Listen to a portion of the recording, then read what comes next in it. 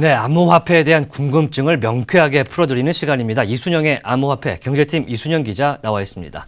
네, 안녕하십니까? 안녕하세요. 어제는 저희가 암호화폐 관련주를 좀 지켜봤고요. 오늘 어떤 내용 할지 궁금합니다. 네, 제가 이순영의 암호화폐를 처음 시작할 때 2014년 1월에 처음 그 비트코인을 알았고 취재를 했었다고 말씀드린 적이 있습니다. 사실 요즘 너도 나도 뭐 암호화폐 전문가 있냐 나서는 분들이 많은데요.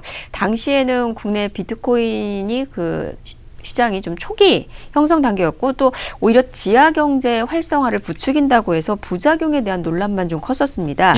하지만 제가 당시 만났던 그 코빅거래소 대표였던 현재 한국 블록체인 협회 준비위원회 김진화 대표와 또 비트코인 결제와 전자지갑을 제공하는 어준선 코인플러그 대표의 생각은 좀 달랐었습니다.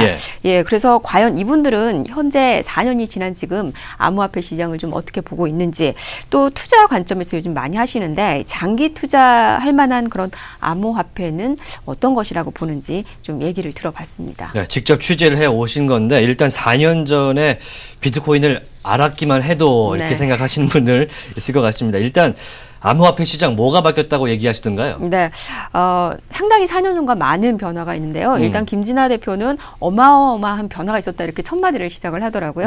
4년 전에는 거의 비트코인 하나였고 암호화폐가 이제 다른 건 거의 없었고 또 블록체인 기술의 가능성에 대해서도 인식의 공감대가 확산돼 있지 않았는데 당시에 호기심만 있었다면은 지금은 뭐 비트코인 외에 여러 코인들이 늘어나고 또 블록체인 기술이 어떻게 세상을 바꿀지 또 여기서 암호화폐가 어떤 역할을 할 것인지에 대한 체계성 같은 것들이 예전보다 많이 체계화될 수 있다.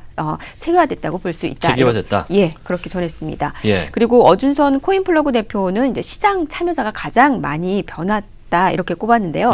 당시에 극소수가 비트코인을 알고 있었고 참여자들도 우리나라에는 뭐 얼리 어답터라고 할 수 있는 좀 사람 몇만 명 정도만이 관심을 갖고 있었다는 것이죠. 그리고 또 당시에는 거래소들이 윤리의식도 없었고 시스템도 지금보다 많이 떨어졌었는데 암호화폐 결제 시장도 만들어지고 금융 상품도 생기면서 질적으로도 많이 달라진 것 같다라고 말했습니다. 시장으로서 시스템이 생겼다 이런 얘기를 해주신 것 같은데 그분들은 현재 시장은 또 어떻게 보시던가요? 거품 논란에 좀 의견을 냈습니까? 네, 두 분 모두 현재 거품이라는 것에 대해서는 좀 동의했습니다.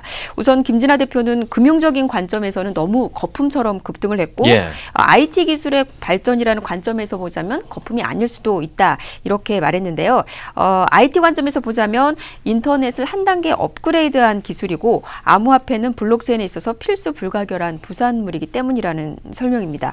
암호화폐가 블록체인의 경제적인 혁신의 효과를 상당 부분 가치로 반영하게 될 경우가 크기 때문에 단순히 거품만으로 볼 수 없다는 얘기죠. 그리고 어준선 대표는 새로운 사업이 나왔을 때는 항상 거품이 있었다면서 현재 가치보다 미래 가능성을 더 크게 보기 때문이 아니냐 이렇게 설명했습니다. 지금까지 경험하지 못한 비판적인 그런 경제가 나오면서 거기에 대한 기대감 그리고 또 새로운 아이템에 대한 베팅을 하고 있는 현상으로 보인다면서 인터넷 버블 뒤에 더 큰 시장이 만들어졌듯 암호화폐 시장도 그렇게 되지 않겠느냐 이렇게 내다보고 있었습니다. 네, 일단은 두 분이 블록체인 그러니까 암호화폐 시장에 계신 분들이기 때문에 다소 긍정적인 톤을 보여주신 것 같은데 두 분께서는 앞으로 암호화폐 미래 어떻게 전망하시던가요? 네, 김 대표는 중요한 시험대에 올랐다고 좀 판단을 했습니다. 시카고 옵션 거래소와 상품 거래소를 비롯해서 내년 뭐 나스닥에도 상장이 되고 또 일본에서도 금융 상품화 되면서 제도권 금융과 어떻게 접점을 만들어 가느냐가 가장 중요한 포인트가 될 것이라고 내다봤고요. 또 한 가지 포인트는 블록체인 경제가 발전하게 될 텐데 세계 유수의 기관과 정부들이 규제를 이제 하게 되지 않겠습니까? 그랬을 때 이 암호화폐 자체가 블록체인 경제에 있어서 분산성이 얼마나 잘 구현될 것인지 즉 가장 그 장점이 어디에 독점되지 않고 집중되지 않는 그런 건데 애초에 취지대로 분산이 되면서 어떻게 잘 발전할 수 있느냐가 중장기적으로 상당히 중요한 포인트라고 짚었습니다. 분산성을 짚으셨군요. 그러면 코인플러그의 어준선 대표는 또 뭐라고 하던가요?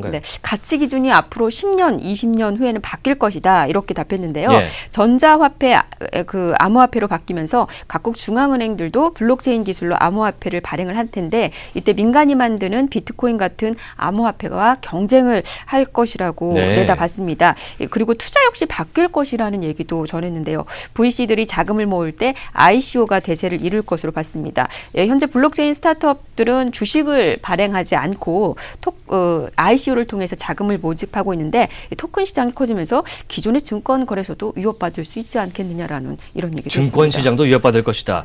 그러면 이분들이 꼽는 장기 투자가 가능한 암호화폐 어떻게 봤습니까? 짧게 부탁드립니다. 네, 두 분 다 일단 암호화폐를 가지고 있었는데요. 예.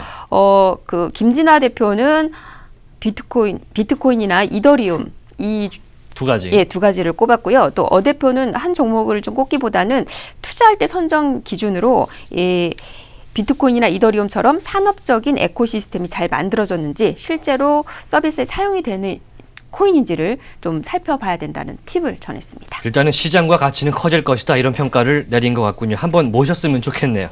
알겠습니다. 지금까지 이순영의 암호화폐였습니다.